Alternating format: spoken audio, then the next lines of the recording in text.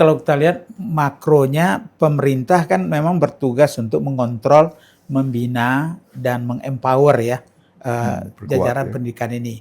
Nah, dalam konteks itulah ada undang-undang di mana masalah evaluasi dan juga masalah perlunya akreditasi itu sudah dimulai sejak tahun 89 itu.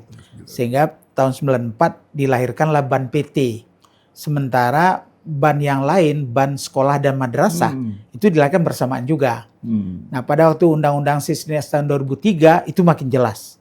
Jadi semua perguruan tinggi, satuan pendidikan di jenjang paling bawah pun itu wajib menunjukkan bahwa dia mencapai standar-standar. Ada 8 standar. Nasional, mulai dari standar kompetensi lulusan, standar proses, standar isi, kemudian standar evaluasi, standar manajemen, standar SDM, sampai standar pembiayaan.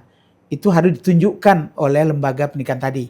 Hanya dengan itulah orang yakin bahwa dia bisa menyelenggarakan proses pendidikan yang melahirkan lulusan yang sesuai dengan cita-cita dari Undang-Undang Sisdiknas, kan hendaknya melahirkan lulusan yang beriman, bertakwa, berakhlak mulia, tapi juga sehat. Sehat nomor 4 itu tujuannya, dan baru berilmu, baru cerdas, baru kreatif, mandiri, dan menjadi warga negara yang demokratis. Jadi mulia sekali, dan untuk itulah perlu penjaminan mutu di dalam proses melahirkan itu. Karena itu ada BAN PT, ada BAN sekolah dan madrasah, dan malah waktu itu ada BAN PNFI, pendidikan non formal. Jadi 3 BAN dibuat. Jadi bukan pendidikan tinggi aja. Nah, dalam konteks di pendidikan kesehatan, kedokteran, ini agak unik. Karena kita memang melahirkan lulusan yang kompeten. Jadi kalau di jenjang akademik yang lain, itu memang kemampuan akademiknya yang lebih diutamakan. Di kita nggak cukup. Akademik hanya basis untuk menjadi pintu untuk maju kepada profesi. Dan profesi ini harus didapat dengan menunjukkan kompetensi. Karena itu kurikulum kita harus kurikulum yang berbasis pada kompetensi.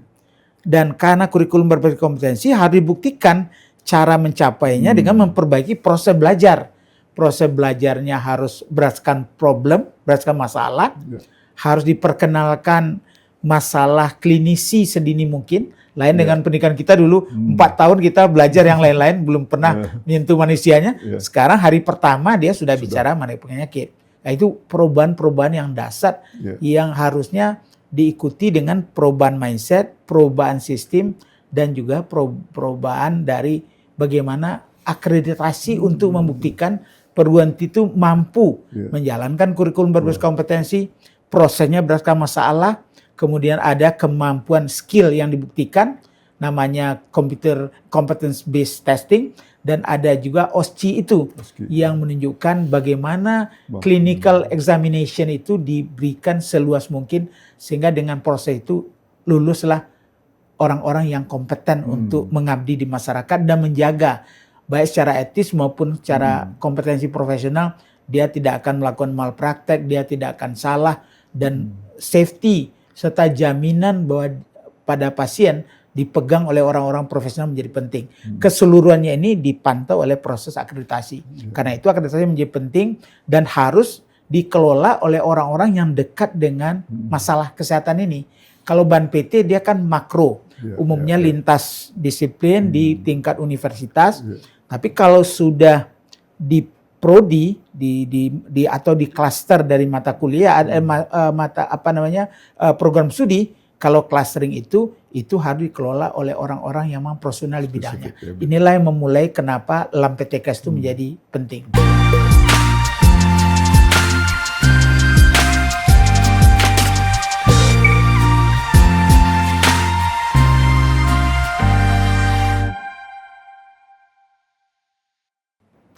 Salam LAMPTKS. Selamat berjumpa lagi di podcast LAMPTKS yang akan membahas berbagai topik terkait peningkatan kualitas program studi kesehatan dan bagaimana merealisasikan cita-cita Indonesia sehat. Podcast ini dimaksudkan untuk mengajak seluruh pihak untuk bersama-sama dengan LAMPTKS menjaga dan memperbaiki kualitas SDM kesehatan melalui pendidikan. Kita akan membahas pada topik hari ini, yaitu dengan narasumber yang luar biasa, top Profesor Fasli Jalal, bicara masalah mutu, mode, WTO, dan masa depan pendidikan kesehatan. Prof. Dr. Fasli Jalal PhD adalah seorang akademis dan birokrat senior. Dalam karirnya, Prof. Fasli telah menduduki berbagai posisi yang sangat strategis, antara lain sebagai Wakil Menteri Pendidikan Nasional pada tahun 2010-2011, Direktur Jenderal Pendidikan Tinggi, dan Kepala BKKBN. Saat ini beliau menjabat sebagai Rektor di universitas yang terkenal, Universitas Yarsi. Beliau telah menerima berbagai penghargaan yang sangat bergengsi, termasuk Bintang Mahaputra Utama, Leadership Achievement Award in Higher Education dari Asia Pacific Consortium, dan Henry Kaufman Prize dari Institute of International Education, Amerika Serikat.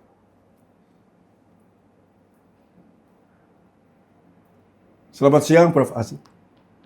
Selamat siang, Prof. Usman. Ya. Prof. Fasli Jalal dikenal luas oleh masyarakat sebagai tokoh pendidikan nasional. Luar biasa. Dan Prof. telah menjabat sebagai Wakil Menteri Pendidikan. Tapi kalau boleh kami ajak mundur sedikit, Prof. Ya. Ke belakang. Seperti apa awal perjalanan Prof. hingga memilih fokus pada bidang pendidikan? Ya. Silakan. Terima kasih, Prof. Usman. Saya seorang dokter by training, jadi pendidikannya dokter. Kemudian karena saya suka mengajar, sejak dari SMP saya sudah mengajar, kemudian waktu mahasiswa sudah mengajar, jadi saya meminta untuk diterima menjadi dosen di Universitas Andalas dan diterima. Kemudian mengajarlah sebagai bagian dari Sivitas Akademika Universitas Andalas. Kemudian sekolah 4 tahun untuk ngambil PhD ke Cornell University. Tapi pulang saya langsung diminta membantu Bappenas. Membantu Bappenas sebagai kepala biro. Waktu itu pertama ada kepala biro kesehatan dan gizi. Yang memang masih relevan sekali. Kita PhD-nya di bidang kesehatan, terutama public health. Tapi juga punya pengalaman sebagai akademisi. Nah, saya jalankan itu, kemudian diminta waktu itu oleh Pak Ginanjar untuk memegang Kepala Biro Agama, Pendidikan, Kebudayaan, dan Olahraga. Alasan Pak Ginanjar, kamu kan orang perguruan tinggi, pasti bisa katanya, dan udah lama juga di Bappenas. Jadi akhirnya saya memegang Kepala Biro Agama, Pendidikan, Kebudayaan, dan Olahraga. Kemudian waktu Pak Yahya Muhaimin jadi Menteri Pendidikan, saya diminta membantu dia menjadi staf ahli, kemudian dirjen. Waktu itu dirjen pertama, Dirjen Pendidikan Luar Sekolah dan Pemuda. Kemudian datang Pak Malik Fajar menjadi dirjen lagi, dan datang Pak Bambang Sudibyo sebagai menteri, menjadi dirjen. Portofolio pertama waktu itu tentang peningkatan mutu pendidik dan tenaga kependidikan, yang melahirkan undang-undang guru dan dosen masuk di dalamnya, sehingga gaji guru bisa dinaikkan 2 kali lipat. Dan dosen, kalau profesor waktu itu kan dapat tunjangan profesi 1 kali, dapat tunjangan kehormatan 2 kali kan. Nah itu keindahan dari undang-undang guru. Dan kemudian baru saya menjadi Dirjen Dikti, Wakil Menteri, dan kemudian ke BKKBN, kemudian kembali ke Hitoh menjadi dosen lagi, saat ini menjadi rektor di Universitas Yarsi. Luar biasa. Suatu prestasi luar biasa ya. Alhamdulillah ya. Fasli dengan belajar di luar negeri langsung meningkat sekali prestasinya. Maka itu mungkin belajar ke luar negeri penting ya, Prof. Fasli. Ya? Sangat penting ya, menambah wawasan. Anak muda kita, walaupun ya, dalam negeri juga tidak kalah canggihnya ya. Tapi kalau bisa dua-dua, ada pengalaman dalam negeri, ada juga wawasan internasional. Anak-anak muda kita memang harus lebih spiritnya untuk cari ilmu lah. Ya. Di seberang sana, mungkin lebih baik dari kita. Prof. Fasli, pemerintah diberi wewenang untuk menilai satuan pendidikan secara berkala tentunya. Yang menjadi dasar pembentukan BANPT pada tahun 1994. Penilaian mutu ini bertujuan untuk memastikan keterkaitan antara tujuan, proses, dan hasil pendidikan, dan dilaksanakan oleh badan akreditasi yang mandiri, sebagai bagian dari tanggung jawab institusional perguruan tinggi itu sendiri. Prof. Fasli, Undang-Undang Nomor 2 tahun 1989 tentang Sistem Pendidikan Nasional, Bab 12 tentang penilaian pada pasal 46 ayat 1 telah menyatakan bahwa dalam rangka pembinaan satuan pendidikan, pemerintah melakukan penilaian setiap satuan pendidikan secara berkala. Peraturan Pemerintah Nomor 60 Tahun 1999 menegaskan pentingnya penilaian dan pengawasan mutu pendidikan tinggi. Oleh karena itu, memperhatikan keberadaan BAN-PT sejak 1994 dan regulasi yang ada, apa pertimbangan utama di balik kebutuhan membentuk badan akreditasi selain BAN-PT seperti LAMPTIKES? Dan sejauh mana LAMPTIKES mampu menjawab kebutuhan penilaian mutu yang lebih spesifik dalam pendidikan profesi kesehatan, yang seringkali tidak dapat sepenuhnya ditangkap oleh pendekatan akreditasi yang bersifat general. Ya, jadi kalau kita lihat makronya, pemerintah kan memang bertugas untuk mengontrol, membina, dan mengempower ya jajaran pendidikan ini. Nah, dalam konteks itulah ada undang-undang di mana masalah evaluasi dan juga masalah perlunya akreditasi itu sudah dimulai sejak tahun 89 itu. Sehingga tahun 94 dilahirkanlah BAN-PT. Sementara BAN yang lain, BAN sekolah dan madrasah, itu dilahirkan bersamaan juga. Nah, pada waktu Undang-Undang Sisdiknas tahun 2003 itu makin jelas.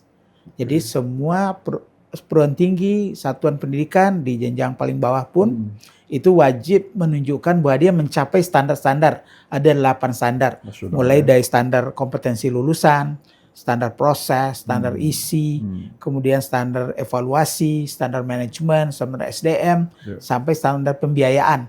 Itu harus ditunjukkan oleh lembaga pendidikan tadi.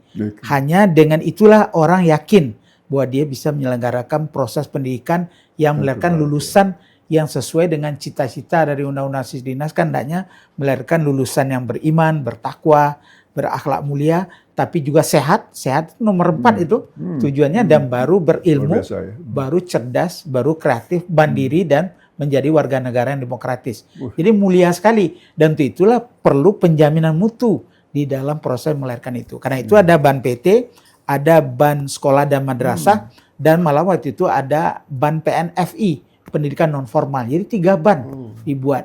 Jadi bukan pendidikan tinggi aja. Nah, dalam konteks di pendidikan kesehatan, kedokteran, ini agak unik. Karena kita memang melahirkan lulusan yang kompeten. Jadi kalau di jenjang akademik yang lain, itu memang kemampuan akademiknya yang lebih diutamakan. Di kita nggak cukup. Akademik hanya basis untuk menjadi pintu untuk maju kepada profesi. Dan profesi ini harus didapat dengan menunjukkan kompetensi. Karena itu kurikulum kita harus kurikulum yang berbasis pada kompetensi. Dan karena kurikulum berbasis kompetensi harus dibuktikan cara mencapainya dengan memperbaiki proses belajar. Proses belajarnya harus berdasarkan problem, berdasarkan masalah. Harus diperkenalkan masalah klinisi sedini mungkin. Lain dengan pendidikan kita dulu 4 tahun kita belajar yang lain-lain, belum pernah menyentuh manusianya. Sekarang hari pertama dia sudah bicara mengenai penyakit. Nah, itu perubahan-perubahan yang dasar yang harusnya diikuti dengan perubahan mindset, perubahan sistem, dan juga perubahan dari bagaimana akreditasi untuk membuktikan perguruan itu mampu menjalankan kurikulum berbasis kompetensi, prosesnya berdasarkan masalah. Kemudian ada kemampuan skill yang dibuktikan, namanya computer competence based testing, dan ada juga OSCE itu yang menunjukkan bagaimana clinical examination itu diberikan seluas mungkin, sehingga dengan proses itu luluslah orang-orang yang kompeten untuk mengabdi di masyarakat dan menjaga baik secara etis maupun secara kompetensi profesional. Dia tidak akan melakukan malpraktek, dia tidak akan salah, dan safety serta jaminan bahwa pada pasien dipegang oleh orang-orang profesional menjadi penting. Keseluruhannya ini dipantau oleh proses akreditasi. Karena itu akreditasi menjadi penting dan harus dikelola oleh orang-orang yang dekat dengan masalah kesehatan ini. Kalau BAN-PT dia kan makro, umumnya lintas disiplin di tingkat universitas. Tapi kalau sudah di prodi atau di klaster dari mata kuliah, mata program studi, Kalau clustering itu harus dikelola oleh orang-orang yang memang profesional di bidangnya. Spesifik, ya. Inilah yang memulai kenapa LAMPTKS itu menjadi penting. Penting waktu itu. Terima kasih. Ya, satu konsep yang luar biasa Ya. untuk perubahan kemampuan daripada mahasiswa lulusan kita itu, yaitu menggunakan proses baru, sesuatu yang luar biasa menurut saya. Apa ya tantangan terbesar yang Prof lihat dalam memastikan bahwa proses akreditasi benar-benar menjadi motor penggerak peningkatan mutu? Ya. Jadi bukan hanya sekedar administrasi pemenuhan dokumen. Ini mungkin penting untuk diketahui oleh masyarakat umum dan juga masyarakat pendidikan apa yang dikerjakan oleh tugas pada LAMPTKS di dalam proses pengendalian mutu. Bisa menyampaikan, Prof? Sebetulnya melakukan penjaminan mutu internal itu yang pertama dulu. Jadi setiap penyelenggara pendidikan, apalagi pendidikan tinggi, dia harus mampu menunjukkan bagaimana dia melakukan penjaminan mutu internal. Dia punya rencana jangka panjang, dia punya jangka menengah, dia kemudian punya bagaimana roadmap-nya, dan kemudian dia harus uji benarkah rencana-rencana tadi dijalankan dengan ketat. Kalau kami di RC sekali 6 bulan melakukan sistem penjaminan mutu internal. Kemudian sekali setahun kami melakukan eksternal dengan ISO pendidikan. Nah, jadi kalau ini berjalan, sebetulnya akreditasi tadi adalah muara akhir dari sebuah proses yang bertanggung jawab. Setiap dosen, setiap prodi, setiap fakultas, setiap universitas itu akhirnya menunjukkan kepada masyarakat, pada mahasiswa, orang tua, kami menjaga benar mutu dari pendidikan kami, karena itu setiap proses pembelajaran itu kita pantau. Betulkah sistem akreditasi sederhana? Catat apa yang akan Anda lakukan, lakukan apa yang dicatat. Sederhana itu aja. Nah, inilah betapa pentingnya akreditasi ini untuk menjaga tadi. Dia menjadi motivasi dan insentif bagi sistem penjaminan internal.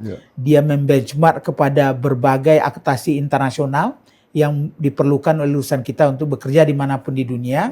Dan dia juga melakukan pemberdayaan, penguatan, empowerment kepada siapa saja yang ingin ikut dalam proses ini. Jadi mereka tidak perlu cemas. Dia tetap ada pendampingan, ada perbaikan, ya tinggal lama atau cepatnya dia mencapai yang unggul itu biasanya masalah upaya dan masalah sejarah saja. Saya extend sedikit pertanyaan saya ini, Prof. Saya kok melihat bahwa tadi SPMI itu betul-betul suatu lembaga yang sangat penting dalam pengembangan mutu, pertahanan mutu dari prodi maupun di universitas. Nah, di lapangan itu kita kadang-kadang melihat SPMI itu ada tapi kurang diberikan kemampuan untuk melakukan perubahan-perubahan. Dan ini yang saya pikir sebagai lembaga akreditasi LAMPTKS, bahwa SPMI itu adalah sesuatu yang memang harus didorong. Dan kita SPMI, kita kan eksternal di luar itu tinggal menilai aja kalau sudah beres. Apa itu yang tadi yang diharapkan oleh Pak Hasli pada waktu pendirian itu? Dia kan dua hal, Bro Usman ya. Artinya perguruan tinggi untuk mencapai level SPMI yang kuat itu kan juga perlu pemberdayaan, pendampingan, seluruh dukungan juga. Di sana ada waktu, ada SDM, ada biaya dari kalau negara untuk yang negeri, yang yayasan untuk yang swasta. Jadi itu harus didukung ya. Betul. Nah, karena dia ini berkelindan dengan sistem penjaminan mutu eksternal dalam akreditasi misalnya, maka kita melihat justru kemitraan antara pola SPMI di internal dengan apa yang diharapkan akan dinilai di akreditasi eksternal itu harus terus-menerus ada dialog. Sehingga ini tidak menjadi mencemaskan lagi bagi mereka. Malah mereka makin kokoh nanti. Sehingga bagus ini. Jadi yang eksternal udah menghargai saja perbaikan-perbaikan mereka lakukan. Tapi bagi yang kurang, nah ini yang harus jadi perhatian karena risikonya kan masyarakat yang akan dirugikan nanti. Jadi karena itu akreditasi eksternal nggak boleh main-main kalau ini sudah berhubungan dengan mutu lulusan yang akan mempengaruhi pelayanan dan juga akan menilai kualitas Luar biasa. pelayanan profesional yang harus didapat oleh pasien, Ya. yang harus aman dari berbagai malpraktek, Ya. kompeten untuk bidangnya, dan tentu melahirkan pelayanan yang sangat bermutu. Ya. Karena itulah menjadi penting. Ya. Saya tambahkan lagi ini, SPMI ini menurut pengalaman saya ya, Iya, itu menjadi ujung tombak perubahan tadi kan ya. iya, Tapi saya melihat bahwa owner khususnya PTS ya, ownernya Iya. itu kadang-kadang menganggap ini ada pembuangan, iya. kurang menjadi prioritas. Iya, betul. Ya, kelihatannya itu. Atau biaya aja. Biaya, misalkan ya. Iya. Apakah Prof. Hasli, kebetulan rektor di suatu lembaga swasta kan, Iya. universitas swasta, merasa melihat bahwa memang SPMI ini memang harus didorong khususnya juga oleh pemilik, oleh Iya. yayasan, supaya terjadi proses betul-betul perubahan. Iya.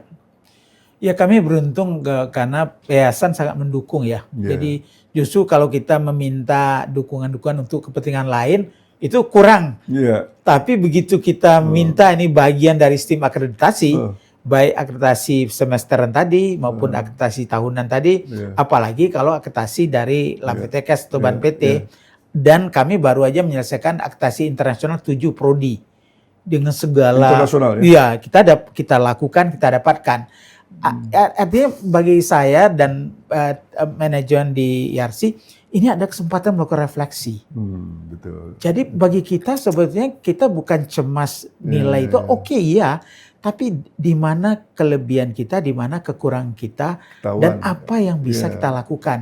Yang nanti Iya, asesornya iya. percaya bahwa kita mampu melakukan evaluasi diri dengan Iya, baik, iya. tahu kelemahan-kelemahan kita. Iya. Kan kelemahannya nggak bisa langsung diperbaiki, tapi kita Iya, punya iya, iya. rencana yang jelas Iya. dan visible gitu. Iya. Karena rencana bisa dibuat. Iya, Dia tanya iya, nanti iya. biaya dari mana, berapa Iya, lama iya, waktunya, iya. SDM-nya bagaimana. Nah kalau itu kita lakukan, saya kira siklus semesteran, tahunan, dan sekali 5 tahun itu sangat membantu untuk perbaikan mutu Waduh, secara luar biasa. terus-menerus. Ya. YRC beruntung sekali ya punya Prof. Hasli. Saya udah meneruskan aja sebetulnya. Karena kita mendengar juga ada beberapa yayasan yang enggan lah dia untuk uangnya itu untuk Iya. untuk ini dianggapnya ini pemborosan ya. Tapi saya pikir barangkali memang kita beruntung Iya, punya karena begini Pak Rusman, sebetulnya yayasan atau pimpinan perguruan tinggi mereka akan diuntungkan ya, nah, oleh proses ini. Ah. Hasilnya kadang-kadang kan tidak perlu langsung bagus Iya, ya, iya. tapi orang tahu bahwa kita tuh melakukan Serius, refleksi, ya. mengikuti benchmark internasional, Iya, iya, iya. apalagi yang sudah walaupun nasional tapi direkognisi di internasional, ini adalah unsur marketing yang bagus. Itu. Kepercayaan orang tua, kepercayaan Iya, iya, mahasiswa, iya. bahwa nanti kita dapat Iya, sampai iya, unggul, alhamdulillah. Iya. Tapi kalaupun tidak, dia tahu kita bergerak, makin Iya. lama makin baik. Iya, iya. Itu aja sudah membantu Luar marketing biasa, kita. ya. Dan dilihat di keadaan ya selama sekarang rektor ya, terlihat bahwa memang keinginan masyarakat untuk masuk ke YRC memang kelihatan meningkat karena memang nilai-nilai. Alhamdulillah, karena kita kalau untuk kedokteran kan kita terbesar kuotanya. Iya. Kita menerima 300 orang per tahun. Karena mulanya kita punya 250, tapi karena akreditasi kita unggul oleh 2 menteri itu diminta nih tambah 20% lagi katanya. Kita dengan segala senang hati menambah. Artinya SPMI bergerak, Iya. mutu bergerak, Iya. ada akreditasi dan akibatnya juga kembali bahwa masyarakat pasar akan melihat, memilih. iya. Oke, ini sesuatu yang Dan yayasan penting. udah mulai melihat betapa pentingnya itu. Ya. Oh, luar biasa. Ya. Jadi memang artinya akreditasi itu dibutuhkan juga. Dibutuhkan, sangat dibutuhkan ya. Dan bisa langsung ya, Ya. untuk pengembangan. Baik, saya rasa ada satu lagi pertanyaannya, Pak. Ya. Jadi sekarang kita dihadapkan pada era perdagangan jasa global, Ya. ya, Prof. Hasli. Termasuk mengenai WTO ini, Iya. ya, di mana tenaga profesional lintas negara bisa bergerak, tentunya akan bebas sekarang. Iya. Ya. Bagaimana akreditasi dapat menjadi garda depan menurut Iya. Prof. Hasli untuk memastikan daya saing SDM kesehatan Indonesia dalam konteks yang dibutuhkan pada saat ini? Iya, ya kita bersyukur LAMPTKS sebagai lembaga akreditasi mandiri untuk kesehatan kedokteran itu kan sudah direkognisi secara internasional, Iya. ya kan? ya oleh World Federation of Medical ya. Education, dan ini juga bagian dari payungnya WHO. Jadi kemanapun lulusan kita Bisa itu diterima, sudah pintu masuknya udah jelas. Nah ini sangat menguntungkan. Dan kita tahu juga bahwa negara-negara yang sudah memakai akreditasi nasional yang dikoordinasi secara internasional, dia dalam menyeleksi dokter-dokter kita nanti, dia tidak se-complicated kalau yang tidak ada akreditasi atau negaranya sudah mengakreditasi tapi tidak diakui oleh World Federation of Medical Education for Medical Education. Jadi untuk itu kita merasa penting sekali menjaga bahwa bagaimana akreditasi nasional direkognisi internasional, dan seperti kami untuk beberapa prodi, kita 7 prodi di luar kedokteran dan kedokteran gigi, kita ambil akreditasi internasional. Supaya nanti dengan ijazahnya itu sudah ada label itu. Nah kita untuk kedokteran dan kedokteran gigi agak syukur karena dengan LAMPTK saja sudah bisa kita menunjukkan ijazah itu di mana-mana. Walaupun belum langsung diterima, misalnya di Inggris, di Amerika, perlu melakukan berbagai adjustment. Informasi yang penting ini buat teman-teman kita para guru rektor atau dekan-dekan apa yang dikerjakan. Contoh Pak Prof. Fazli ini langsung juga marketingnya menjadi lebih positif, tinggi ya. Keberanian itu yang saya sangat kagumi. Dan karena juga pada waktu kita main benchmark internasional, dosen-dosen kita yang mulanya agak hesitant sih, agak ini apa lagi nih, kan lebih baik Tridharma kita uruskan. Tapi waktu dia lihat proses itu membuat dia sadar juga, dan ada empowerment juga bagi mereka. Dan kita juga siapkan dukungan-dukungan untuk membuat dia lebih canggih dalam menghadapi akreditasi internasional yang memang sudah kualitatif. Sekarang mereka, jadi kita siapkan nanti toh di Indonesia juga akan kualitatif. Jadi mereka dengan sendirinya sekali membeli 2 dapat lah Ya, LAMPTK menuju sana itulah. Mudah-mudahan sekarang kita sedang meminta kepada pemerintah selain kedokteran juga yang lain diakui. Dan proses ini sedang berjalan. Terima kasih. Prof. Fazli, saat ini perjuangan LAMPTK setengah tergulir di Mahkamah Konstitusi. Ini MK ini memang sedang ada proses untuk akreditasi, dan khususnya melalui uji materi terhadap pasal 55 ayat 5 Undang-Undang Dikti. Di mana keberadaan LAM dianggap berpotensi menimbulkan tumpang tindih kewenangan dan konsistensi standar akreditasi. Nah, menurut Prof. Fazli, sejauh mana pentingnya pengakuan konstitusional terhadap eksistensi LAM dalam menjaga mutu pendidikan tinggi, khususnya pendidikan kesehatan? Dan bagaimana sebaiknya LAM menyusun langkah strategis itu untuk merespon dinamika yang terjadi pada saat ini. Itu satu ya, kita ingin tahu pendapatnya Prof. Fazli ini dengan adanya sedang terproses di MK. Yang kedua, pendidikan merupakan hak warga negara kan. Itu apa saja menurut Prof. Fazli yang menjadi tanggung jawab institusi pendidikan dalam menjamin mutunya melalui akreditasi, Prof? Ya kalau kita lihat tadi kan, kita kan ingin sungguh-sungguh memastikan luaran dari pendidikan kita adalah orang-orang yang kompeten, profesional, dan berdampak menjawab tantangan di masyarakat. Kan itu. Dan itu kan semua disepakati. Sekarang bagaimana cara melahirkan ini? Nah, melahirkan ini tentu tadi yang tradisional kan kurikulum, proses belajar mengajar, sistem evaluasi. Itu kan memang di domainnya pemerintah, ya kan, yang membina. Nah, sekarang siapa yang bisa memastikan bahwa proses itu berjalan? Berjalan, dan di mana kelebihannya, di mana kelemahannya, apa yang perbaikan. Jadi sebenarnya sekali kita mematuhi bahwa lulusan yang kompeten harus dilahirkan, karena itu perlu sebuah kurikulum yang merujuk kepada apa yang harus didapatkan oleh mereka, dan proses pembelajaran yang cocok untuk memperoleh kompetensi itu. Dengan sendirinya harus ada pihak yang independen untuk melihat berjalan apa tidak proses itu. Di mana yang berjalan bagus, tepuk tangan, kasih. Di mana yang kurang, perbaiki. Mana yang agak berat, ya mungkin tidak boleh dia melakukan pendidikan demi menjaga jangan ada berdampak negatif pada masyarakat. Nah, kalau dari sisi itu, saya kira kalau kita lihat apakah double, paling-paling kan antara BAN PT dengan LAM, ya kan?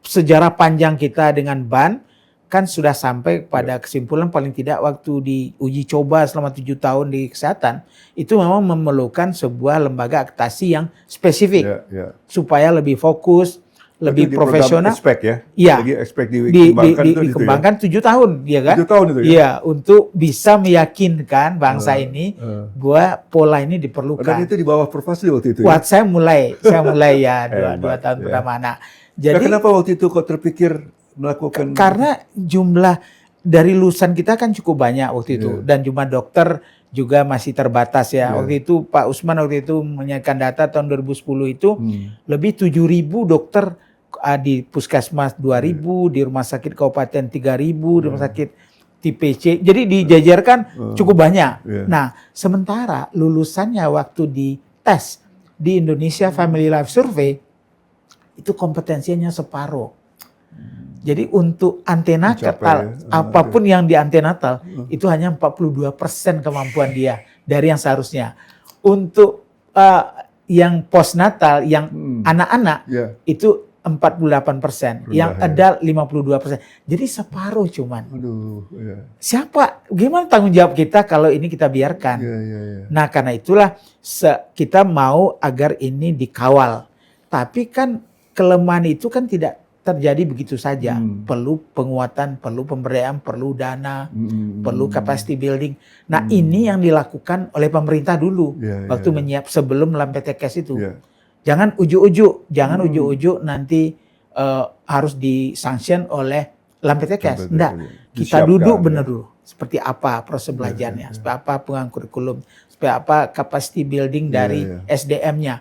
Dan ini dipapah. Dan ada perguruan tinggi yang sudah mapan untuk membantu yang lemah-lemah. Jadi afirmasi dan equity itu dijaga, karena nggak mungkin sama, apalagi Papua, Nusa Tenggara Timur. Tapi dia berhak mendapatkan pendampingan dari UNER, dari UI, Nah, karena dua-duanya kita dukung dengan biaya agar terjadi kemitraan. Sementara yang bagus ini dia merujuk pada benchmark internasional. Lebih tinggi, dia dengan itu dia menarik nanti yang lain, dan dia juga didorong untuk bertanding di internasional. Jadi itulah menurut saya, mudah-mudahan kecemasan tumpang tindih itu apakah dengan BAN PT atau dengan fungsi pembinaan yang dilakukan oleh kementerian, ya kan? Nah, kita kan sejak BAN PT, BAN sekolah dan madrasah, mau BAN PNFI yang 3 itu kan dengan asumsi bahwa ini dilakukan secara independen, ya kan? Waktu itu walaupun di bawah payung pemerintah, tapi mereka membuat governance sendiri, tapi biayanya dibantu oleh pemerintah. Nah, sekarang karena udah lebih spesifik dan ini supaya lebih berkelanjutan, harusnya wajar lah kalau yang akan mendapat servis ini ikut membayar. Nah, nanti kalau memang ada yang tidak mampu atau pertimbangan tertentu, itu gunanya subsidi pemerintah, iya kan? Tidak kita biarkan mereka hanya karena keterbatasan biaya, akhirnya mereka tidak ikut, padahal mungkin mereka ikut, ya kan? Dan kondisi real keuangannya bisa menunjukkan. Nah, di sini peran subsidi dari pemerintah dan mungkin juga semacam cross subsidi lah di antara yang ikut, karena mau maju bersama gitu kan? Wah, luar biasa. Pak Fazli ini menyiapkannya udah jauh. Tahun 2007 2008 kita mulai aksinya ya. Baru dapat 2014 itunya. 2014. Apa namanya? Dari secara hukum ya. Iya. Diakui kita ya. Dari Kumham. Dan didahului dengan undang-undang pendidikan kedokteran. Iya. Dan ada undang-undang dikti. Jadi dua-dua undang-undang dikti baru dia makin kokoh lah bahwa ini yang disepakati oleh bangsa yang dilahirkan dalam bentuk undang-undang itu. Baik, Prof, saya rasa memang ini bisa memberikan suatu pesan singkat harapan kita ya kepada para pemangku kebijakan pendidikan, khususnya pendidikan tinggi dan kesehatan hari ini. Apa yang paling perlu mereka pahami tentang urgensi akreditasi mandiri? Apa artinya akreditasi? Apa artinya kemandirian? Jadi sesuatu yang memang pihak dari luar yang menilai, jadi bukan di dalam sendiri ya. Dan ini akan melindungi terhadap lembaga spesial seperti LAMPTKes dan LAM-LAM yang lain tentunya. Nah, bagaimana pendapat Prof. Fazli mengenai komen ini? mohon maaf, ini penutup kita Iya. tutup supaya lebih Iya, mantap. saya kira kan ini kan dialog ya, kan ya, artinya lam-lam yang di luar LAMPTKS kan ya baru ya, mereka berproses ya kan, dan selalu ada evaluasi terus-menerus ya. Jadi makanya apapun best practice di dunia harus kita kaji dan kita lihat relevansinya. Apapun pengalaman LAMPTKS harus kita lihat mana yang best practice, mana yang perlu kita perbaiki supaya nanti lam-lam lain juga belajar. Karena LAMPTKS kan jauh lebih awal ya kan. Mudah-mudahan asumsi dan juga praktek ya baik di internasional bahwa akreditasi itu kan lebih baik kalau dilakukan di rumpun ilmunya oleh orang-orang yang memang mumpuni di ilmunya. Dan langsung hit point bagaimana memastikan lulusan itu, kalau istilah menteri sekarang kan berdampak pada masyarakat. Impact. Jadi itulah esensi LAM. Nah, bahwa nanti BAN diperlukan sebagai payung dan dia mengakreditasi LAM-LAM ini kan berarti kan kontrolnya di BAN. Dan BAN juga nanti mengakreditasi perguruan tingginya. Perguruan tingginya. Jadi sebetulnya sudah ada kemitraan-kemitraan seperti itu.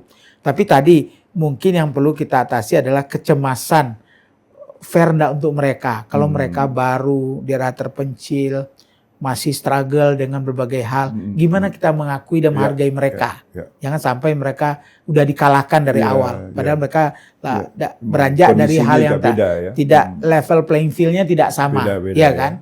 Nah kemudian masalah harga tadi, ini kan menurut saya bisa dibuat secara transparan apa aja cost structure-nya. Kemudian siapa yang mampu, siapa yang tidak bisa penuh, siapa yang mungkin perlu subsidi. Dan kalau ini kita diskusikan terus dengan jaminan bahwa ini adalah lembaga mandiri, tapi sumber siapa yang membiayai kan bisa dicarikan bersama. Tapi tidak mempengaruhi kemandirian dari LAM ini. Ya. Betul-betul Prof. Fazli ini sudah memikirkan dari awal sampai sekarang sudah hampir 20 tahun sebenarnya ya. Iya 2008 lah ya.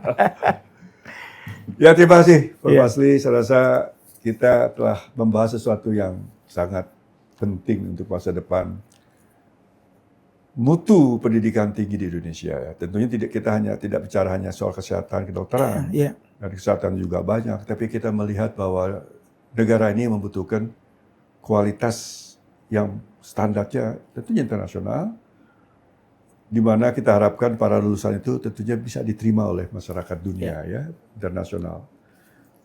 Apa yang telah disampaikan oleh Prof. Fazli ini memang saya rasa mudah-mudahan bisa menjadi satu, pertama adalah semangat daripada seluruh pimpinan satu universitas maupun yayasannya, bahwa memang kita sedang memasuki satu kondisi yang berbeda dengan 10 tahun yang lalu.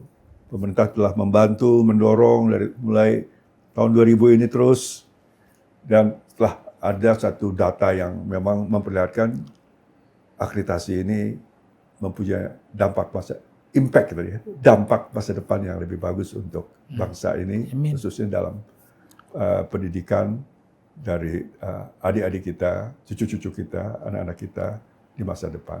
Amin.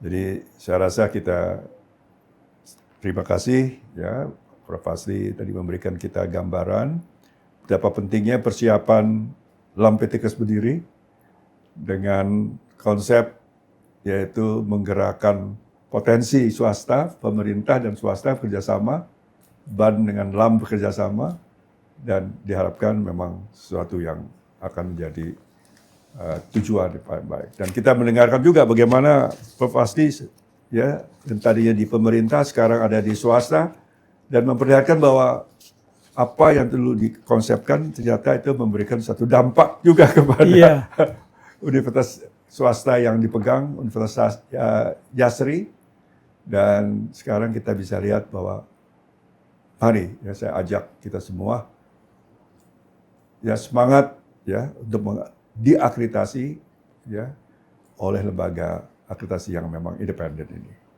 Semoga kita selalu sukses. Amin. Pak Fazli ya sukses. Yarsi makin maju dan sukses. Amin. Dan go internasional tadi ya. Insyaallah. Baiklah, saya rasa terima kasih. Kita sudah menonton satu episode kali ini yang sangat menurut saya berarti dalam masa depan pendidikan tinggi di Indonesia, khususnya tadi pendidikan kesehatan. Mari silakan subscribe untuk terus mendapatkan update dari episode-episode dari podcast Lampe Tekes ini yang terbaru dan terbaik. Dan klik tombol like dan berikan komen untuk video ini. Sampai jumpa di episode berikutnya. Terima kasih Pak Fasli, sukses selalu. Lampe Tekes Beyond Standard. Good. Yeah.